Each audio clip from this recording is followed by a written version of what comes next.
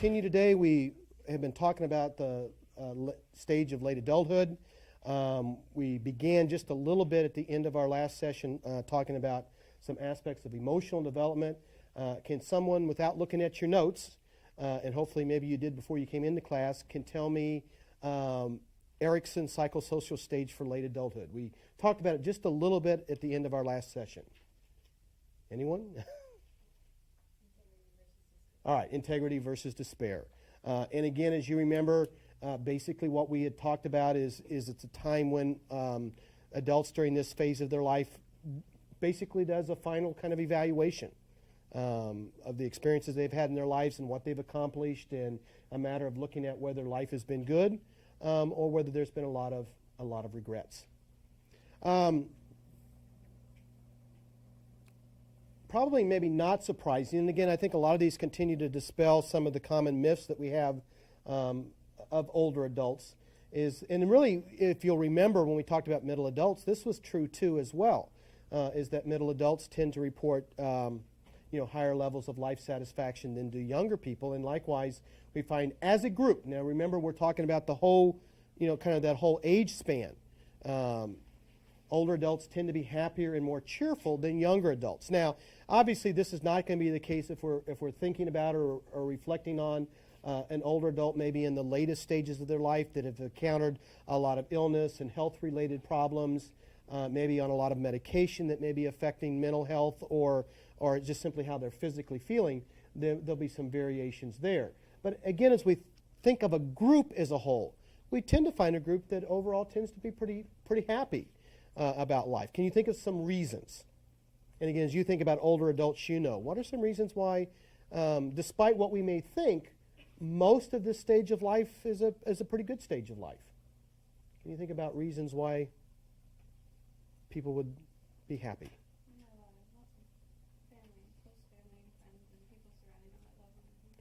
They tend to have really, as a group, have built over the years a pretty strong support network. And if you remember, and we'll talk more about this when we talk about relationships, in the final domain, relationships, particularly as we kind of move through middle adulthood and on into late adulthood, relationships tend to improve and tend to get closer for the most part. And so typically older adults have built, hopefully, a pretty strong support network that, again, has a lot of intimacy involved in it, a lot of attachment, and is still very fulfilling. Other reasons why this would be a good stage of life, contributing to overall happiness.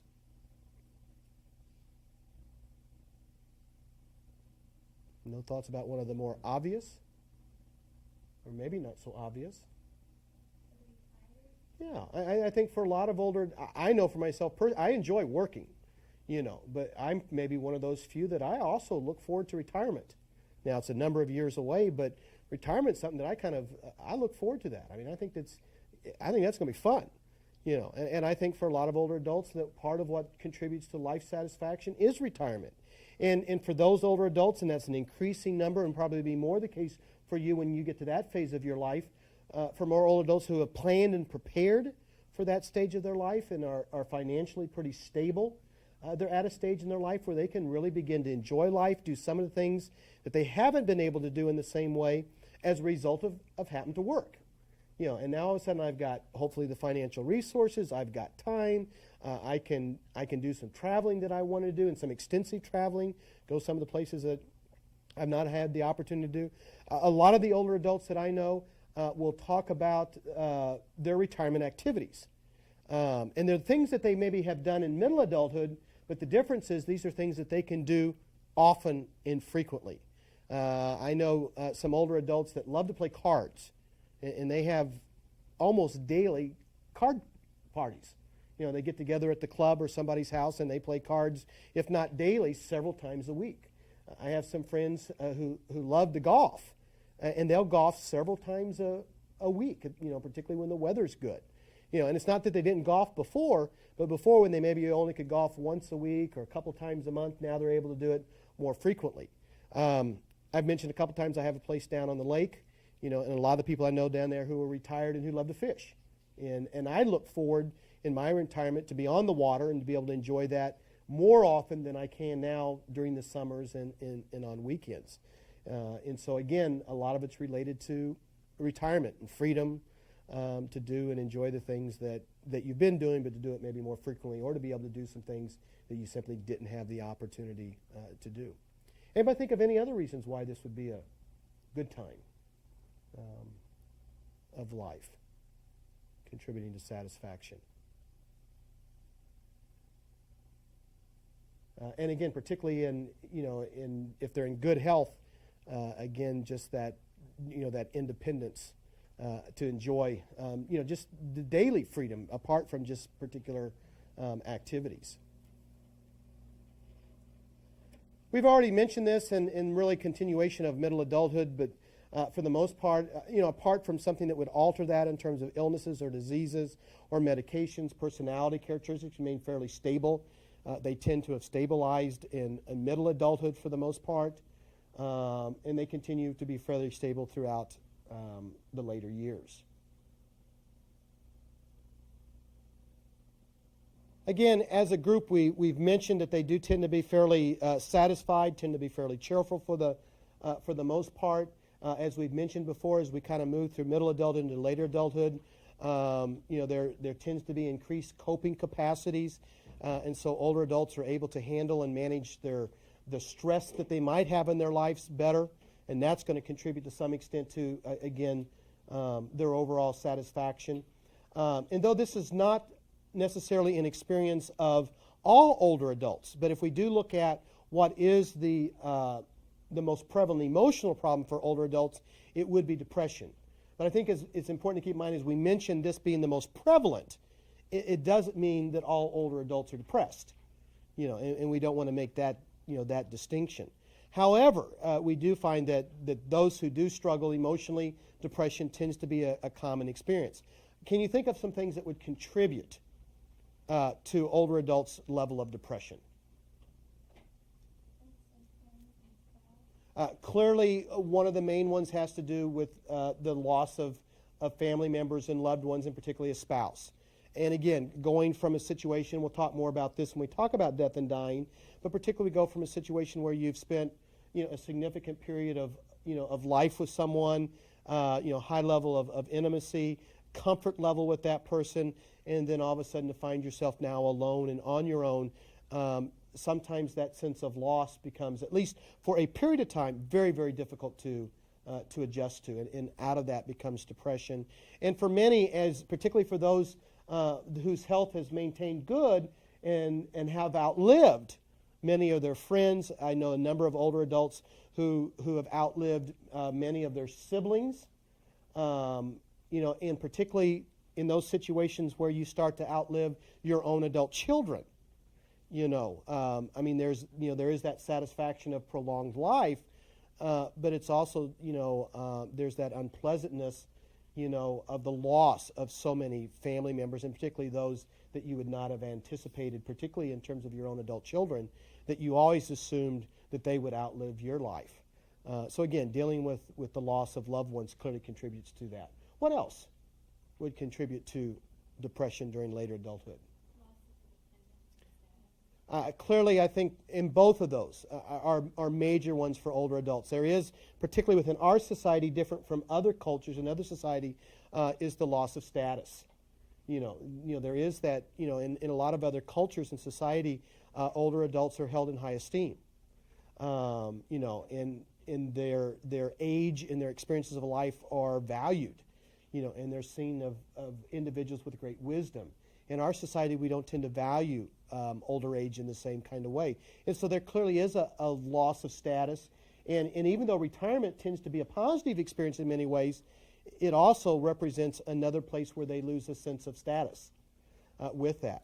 And then the other part that clearly has a tremendous impact on older adults is the growing loss of independence. And again, if you think about that, think about the life cycle that we've talked about.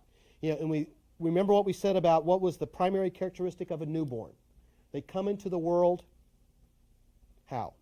In terms of independence, dependence. Completely dependent.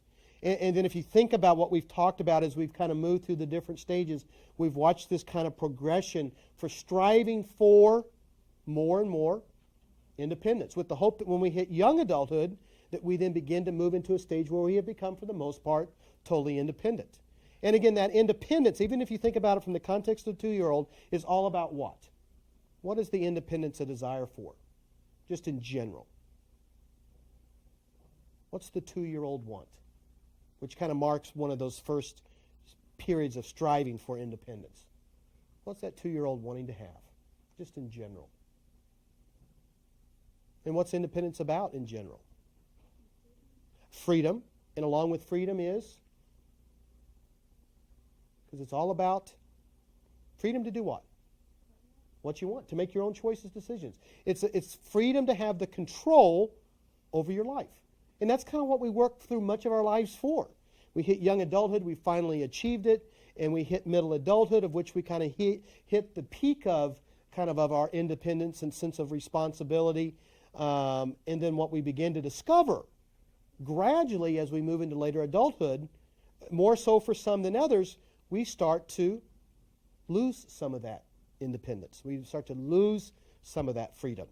And for some older adults, particularly those, again, whose life, a longer longevity of life, and particularly as they begin to hit the oldest of the oldest age group, think about it kind of starting at 85, and then we begin to hit 90, then all of a sudden there are, for some, a significant loss of independence. What are some of those events that older adults maybe struggle the most with that represents a loss of that independence and that freedom? Because there tends to be some significant moments. One of the big ones is when all of a sudden you're no longer able to drive. Because again, and think about it as a teenager. Think about it when you got your driver's license. What was most significant about that? Freedom. Particularly if you had access to a car to be able to come and go as you wanted to. At least to a greater extent than when you were dependent on somebody else to drive you someplace. And then all of a sudden, for those older adults that experience that moment when all of a sudden they're no longer allowed to drive. And with that is that loss of that freedom to be able to come and go as they want to. And now, once again, as when I was, pre-driving age, I'm now dependent upon somebody else to get me to the different places that I want to go. And there's that loss of that freedom, the loss of that independence, is depressing.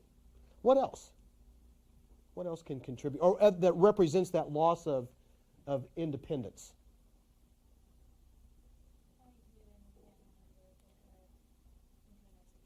Yeah, clearly when life, presents the challenges that doesn't allow us to live independently. And again, preference would be clearly over a family member or with somebody else to share, living accommodations. But again, just simply because one of the things we know, and we'll summarize this again later, most older adults and most of the ones that their greatest desire is to live on their own independently for as long as they possibly can. And when I finally have to give that up, again, that's a real sign of a loss of independence. But more than that, a sign of that I truly now am becoming more and more dependent on others. And with that, I have less control over my life, choices and decisions in my life. What are a couple other ways of which, for older adults, they often experience, again, a loss of independence, a loss of some of their freedom? Can you think of any other areas? Clearly, the possibility to being more and more dependent on medicine to maintain health. And I know for a number of older adults that there's been a real struggle with some of that because of some of what the medicine does. I remember one older adult that says, I know I've got to take this medicine, but I don't like how the medicine makes me feel, and I don't like feeling like I am losing control. And sometimes the medicine makes them feel like they're losing control. And again, it's a part of giving up a sense of independence in a different kind of way, but a very important one that can add to, again, that sense of depression. And particularly for older adults where a lot of those things that are coming together at one time. A couple other examples. I can think of a couple where adults, when they have to give up control of that part of their life, again, marks another stepping stone towards more dependence. Clearly loss of mobility. which then shifts everything again in their lives, in terms of where, whether I don't feel like it or where I'm physically unable to get around and move. It affects my social interactions, my ability to be activity. And there's nothing, I remember at one point, and my dad was someone who was always very active and really on the go. It was interesting because he used to love to watch TV, But when he got to the point where that was all that he could do, marked one of the highest levels of depression that I had ever seen him in. That to the point where he was not able to physically get out and do things, and clearly a loss of freedom, loss of choices, particularly the different choices than what you would have made. A couple other major ones. That's clearly an important one: loss of mobility.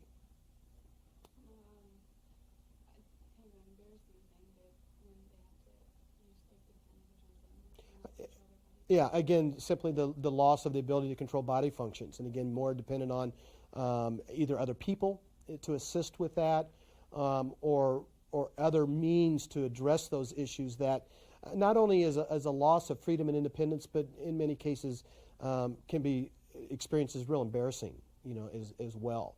And also another sign of almost kind of a regression back to earlier stages, in life.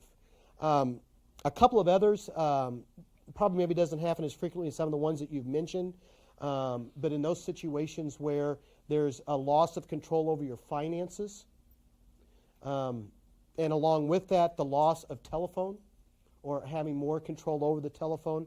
My wife had a grandmother. She was in a nursing facility, for a number of years, and so she had lost a lot of independence in a lot of ways within her life. But she had a tendency, and again, I think this happens for some older adults, that it can be a problem with older adults in credit cards and charges. And what she would do, and it was with the best of intentions, but she constantly would watch, home shopping network, and then order things, charge them, and we were always getting gifts in the mail of some kind or another, and some of them may be gifts that she had purchased, in the local nursing facility, that crafts and stuff that had been made, but she was constantly charging things, and at some point the family literally had to take over her finances because she was just constantly getting herself overextended in terms of the income that she had available, to her. And then the other thing that was happening that they had to put more and more controls over was the telephone. There were times where she literally would call the White House. I'm not sure exactly who she was wanting to talk to or complain about, but she would call the White House, and she was calling the other family members all the time, and running up really high long-distance phone bills. Now, in today's time, with cell phones and unlimited minutes and some of those things, it might be a different issue. But that was kind of prior, that phase of life. And so, they literally had to put some real restrictions on, on the telephone. But the bottom line is for some adults, the more and more that I begin to lose my independence, I begin to lose my freedom, and have less control over making choices and decisions in my life, it tends to contribute a lot to, to depression. Obviously, struggling with health-related issues, and particularly those that tend to be more chronic, and those particularly those that tend to be more terminal, it can emotionally be very difficult to deal with and to accept it at times. So, again, not something that necessarily impacts, all older adults or all of their time, but clearly as older adults do get older and they experience, as we've already said, the loss of independence, the loss of loved ones, diminishing health, those things can contribute to increased levels of depression. And I think a lot of that makes logical sense. We've talked already about retirement. And what we do find is that most adults who can retire do.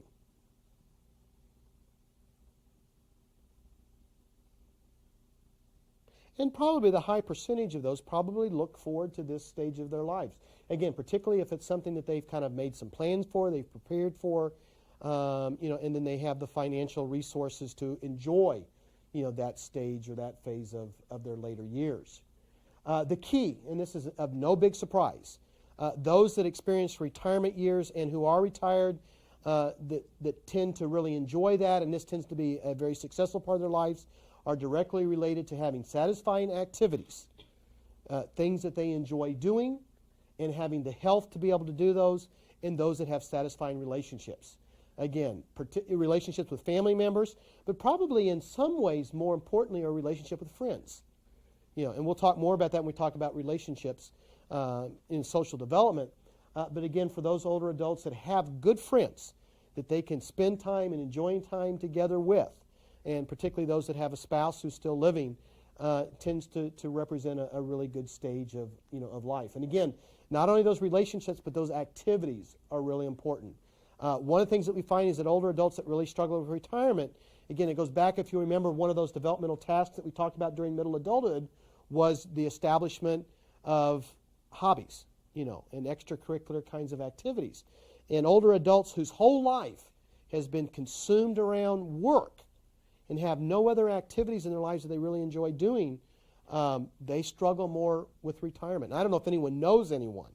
I can think of one person particularly well. Wonderful guy, really nice guy.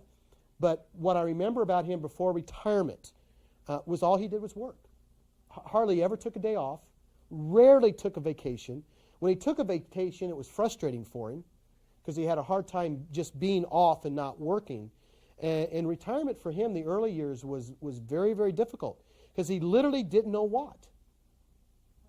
He did not know what to do with time. He had all this extra time, and he didn't know what to do with it because he had not developed any other activities. I can give you a whole list of things that I could do and will do in retirement, and I don't think I'm going to have any trouble, dealing with the issue of being bored. If anything else, I'm going to have more time trying to figure out how I get everything in my day that I would like to do. And that was my dad's experience. It was never a sense of boredom as much as it was just trying to figure out how to do all the things that he really wanted to do in a given day. But for those that haven't developed those other activities, those other interests, who haven't developed those relationships of things to go and do with, then the retirement period tends to be more dissatisfying than it is for others. Anyone know people that you've known in later adulthood in terms of their experience of retirement? You know of anyone who had a hard time of retirement, and why? Or do you know others that retirement was really looked forward to? And why do you think that was? What was different? Anybody think of anyone that comes to mind? My lake house is right in the middle. Everybody around us is all retired. We're the only ones who, for the most part, are still working, except for some friends of us. And most of them seem to really, really enjoy it. And then again, financially, they're in pretty good, stable condition. But they're all, for the most part, at this point, in pretty good health. And they all have extracurricular activities. But then, being on the lake and being kind of in the Branson area, that in itself kind of provides a lot of opportunities for things to do. And what I find interesting is almost all of them constantly have a project going on. A lot of it's related to continually doing things with their homes and their yards, but everyone's always busy at something. But differently, really enjoying whatever it is their project happens to be at that particular point. And again, one of those things I think that allows you to do is to kind of pick and choose what you do when you do it. And again, a lot of older adults, particularly who find themselves investing some of that time and energy into something that they find really rewarding and meaningful, and kind of a way that they can give some of their time to someone else who maybe is more dependent, needing some of that assistance can add a lot to their life, particularly during this later stage.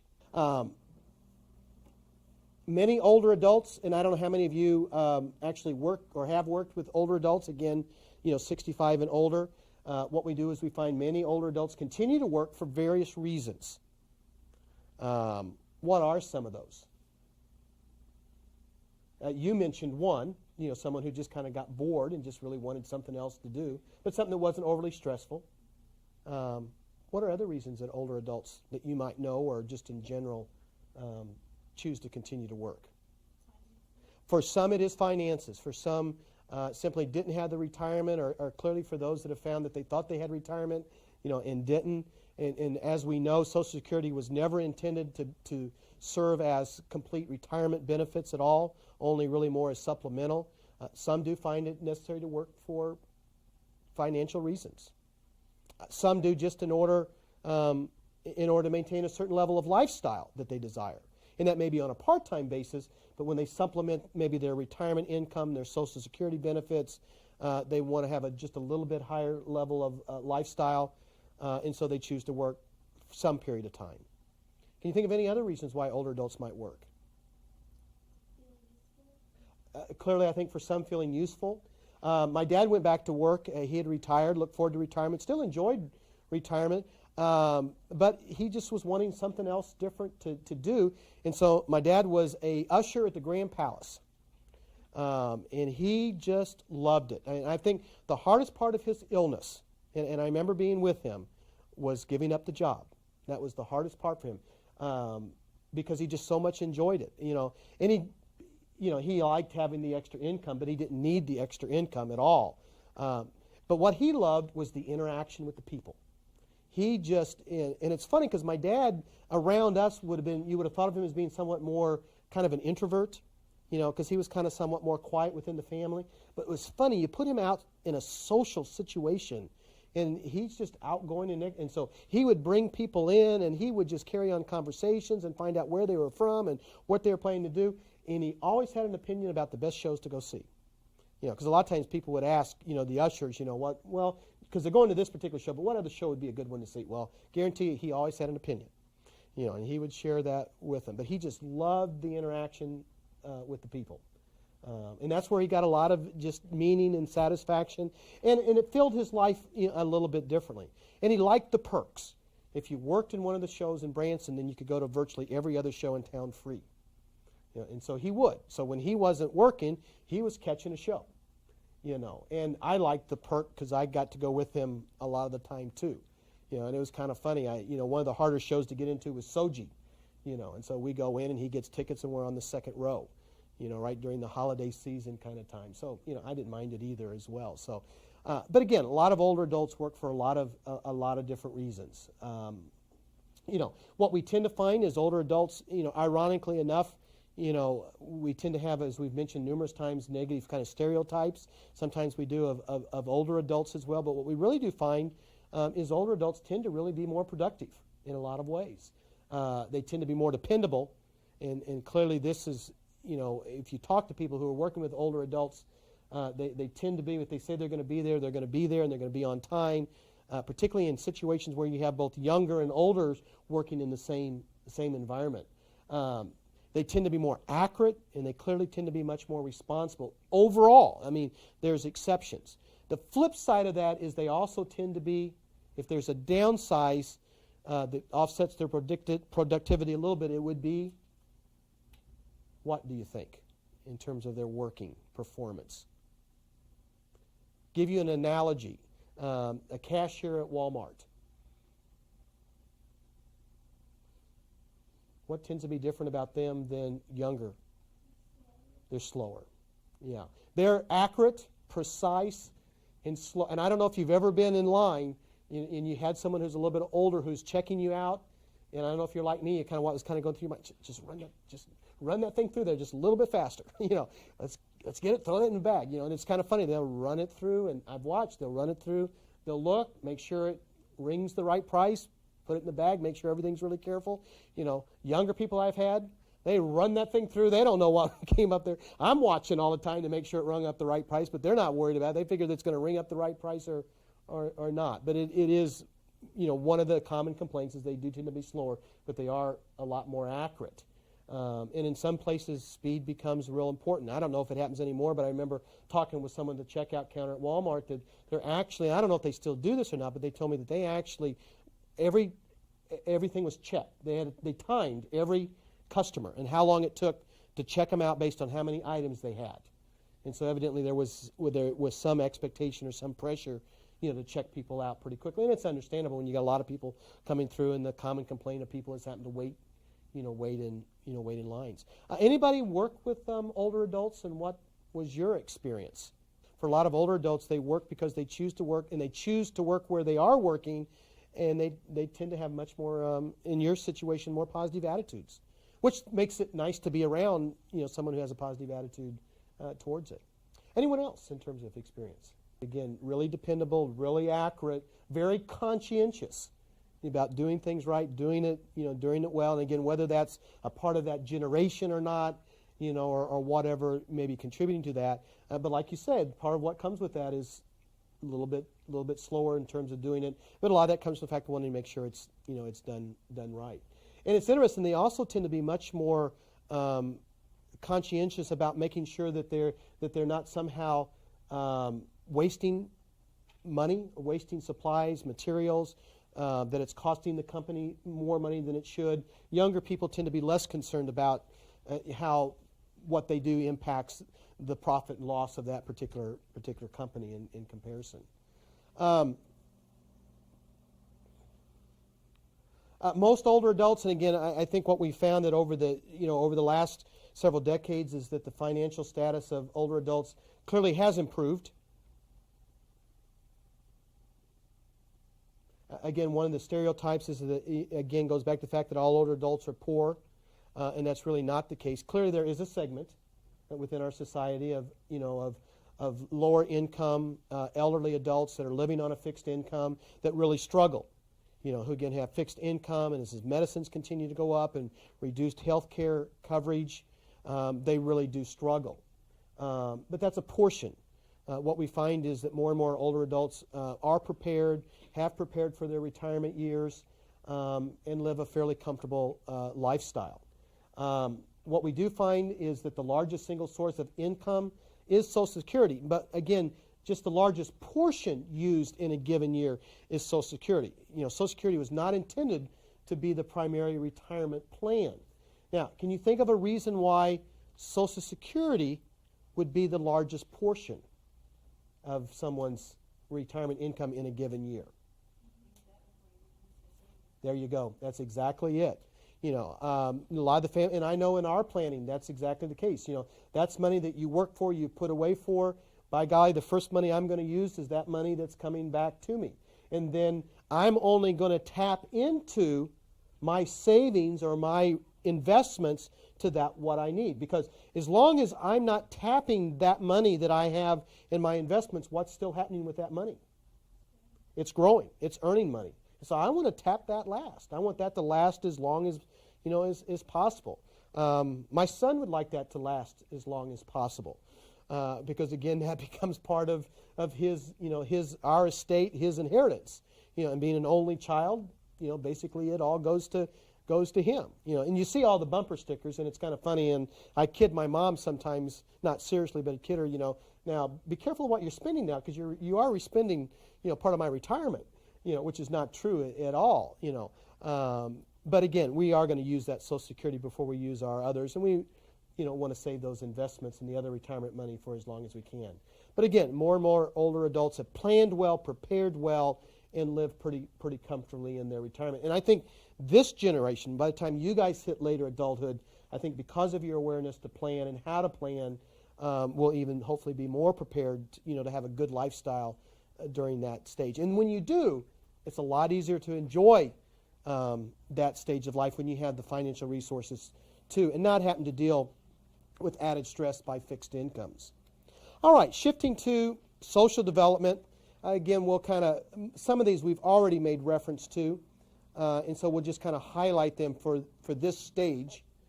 Most of you will remember that we already indicated that as we looked at during middle adulthood, we looked at marital satisfaction, and you'll remember what shape. Anyone remember? This is going back a little bit. What shape does marital satisfaction tend to follow?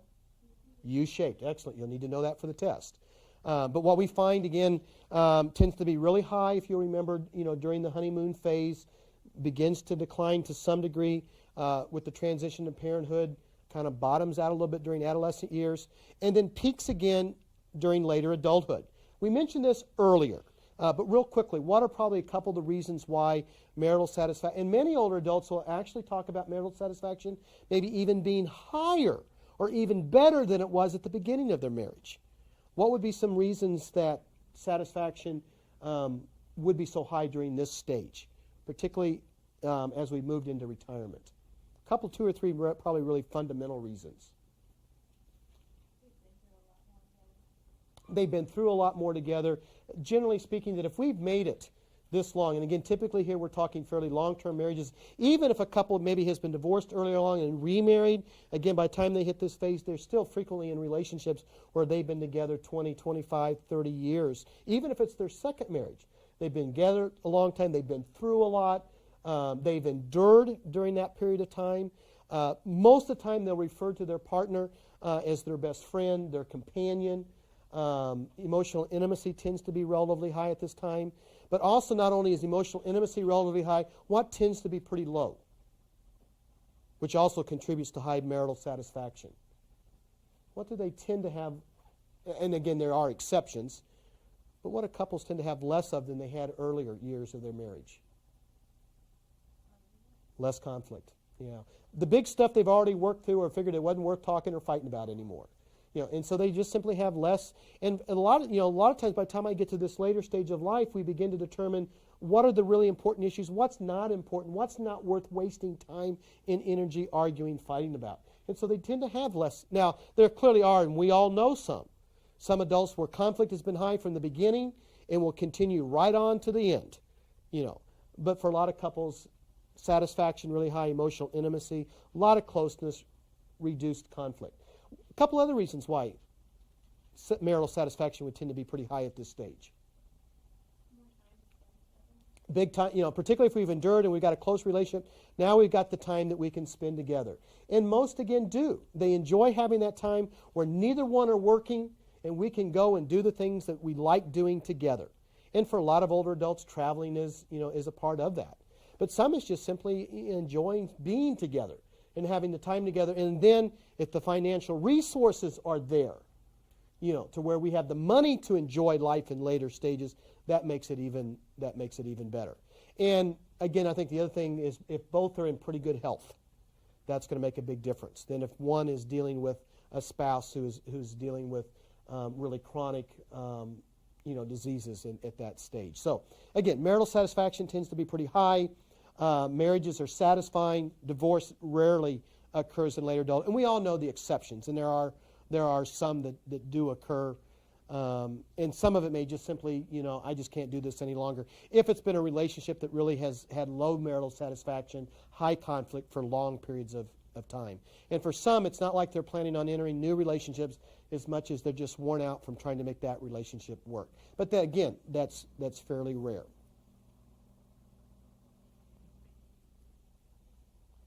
The majority live with a family member.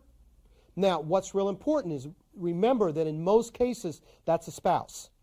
It's not, again, living with their children. And a lot of times what will happen is when one loses a spouse, typically the other will often, live, by themselves independently for as long as they can. And depending upon at what age that occurs, some will form, new relationships even in late adulthood. And now whether those actually become marriages or not, will form significant later age relationships. Again, few, as we've already mentioned earlier, will actually end up living in an institution, nursing facility. And even within the oldest group, that's still only about 25%. And in more cases, that when a person becomes to the point where they're not able to live on their own independently, will often then live with some other family member, often one of their children, or it could be a sibling, if a sibling still is in maybe better health, or some other relative. Again, as we've already mentioned, I'll just put both of these up kind of at the same time. The majority of older adults live in their own home. And they prefer to do so as long as possible. And again, even though we talked about earlier, even though some may make some changes in their living arrangements, may downsize, again, the still preference is that I am still living in my home, not someone else's home. I know a number of people. I know one older adult, wonderful lady, and it's interesting that she's almost legally blind and still lives in her own house. Now, she still needs, and I believe she's up into her 90s. I'm not real sure of her exact age. And even though she still obviously can't drive, still needs assistance in getting things brought in, taken to doctors and those kinds of things, it's amazing to me that, in spite of that, she still lives for the most part independent. And my guess is we all know a number, and that is the desire. I want to stay in my own home. I want to live as independently for as long as I possibly can. And the last resort is to really become dependent on others to the extent that I've got to live with someone else. Obviously, for some, the circumstances get to the point where they need to. Despite, again, maybe a common myth, most older adults do not live for the moment that they can return and live with their children. That's not one of their desires. But also, the flip side of that is most older adults, the last thing they want to do is to be put in a nursing facility. Some of that, I think, goes along with, the images, the stereotypes that we have. And part of the stereotype is the image that I'm kind of almost being put away, Now, a lot of the facilities aren't that way.